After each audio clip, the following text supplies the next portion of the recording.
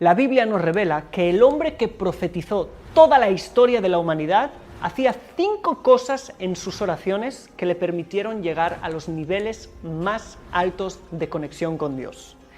Pero la mayoría, cuando leen estos textos donde estas cosas están reveladas, ni siquiera se dan cuenta. Y estas cosas eran completamente intencionales, es decir, no las hacía por casualidad y el texto no las especifica por casualidad, sino que tenían profundos significados.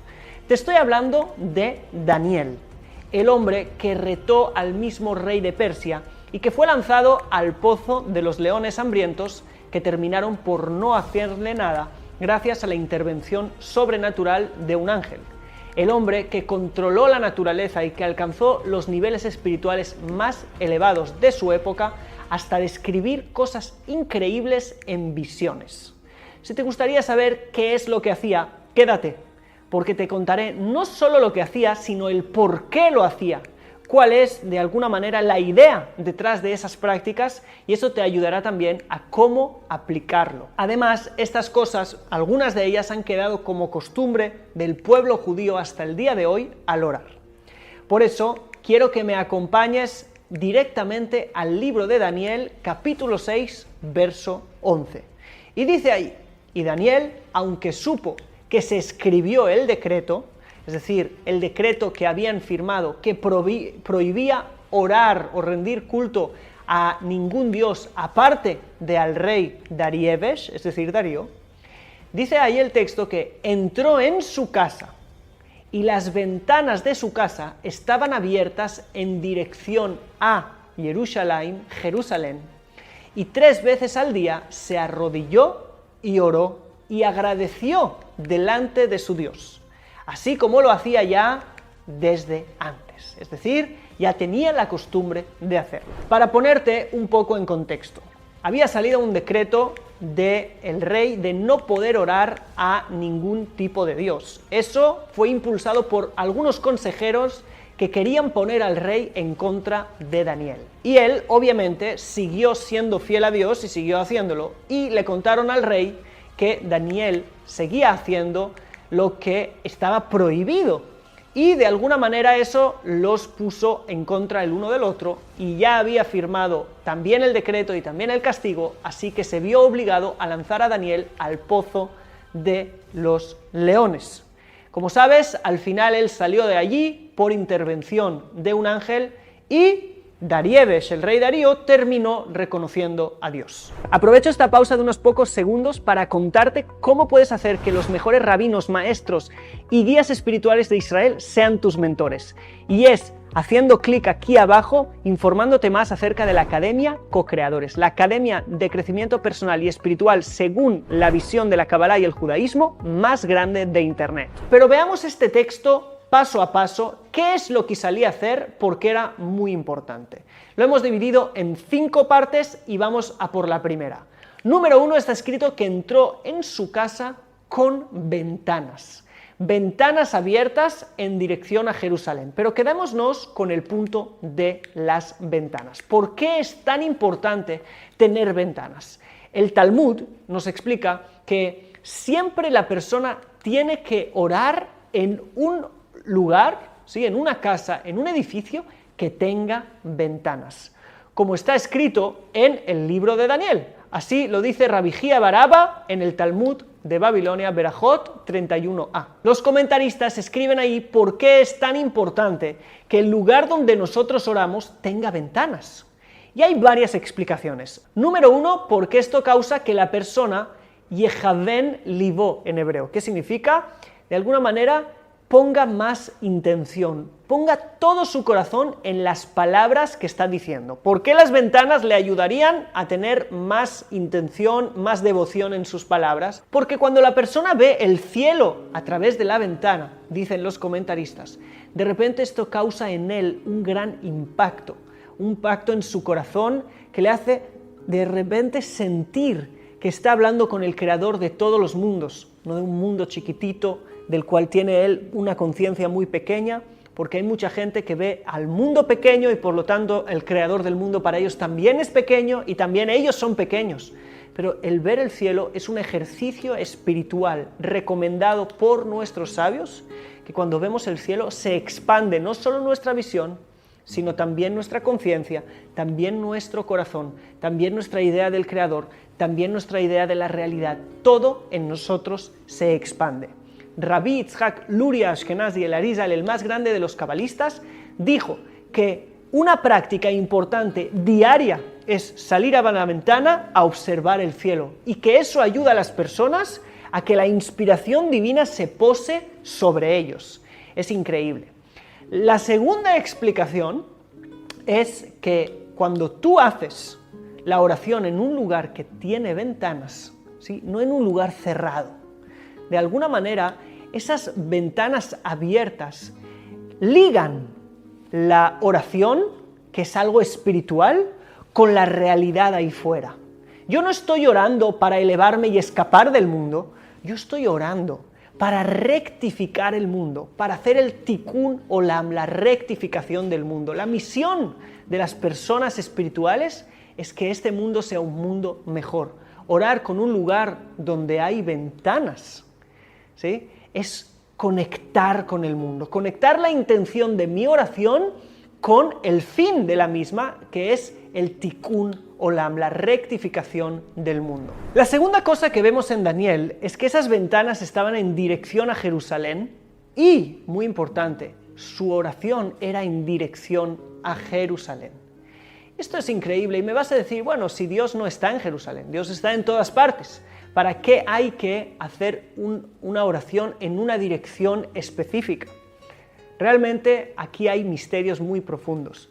Pero no era solo Daniel, también el rey Salomón, en su famosa oración, dice que el extranjero, aquella persona que no pertenece al pueblo de Israel, al pueblo judío, aquellos que oren en dirección a esta casa, refiriéndose al templo de Jerusalén, contéstales, oh Dios, inmediatamente.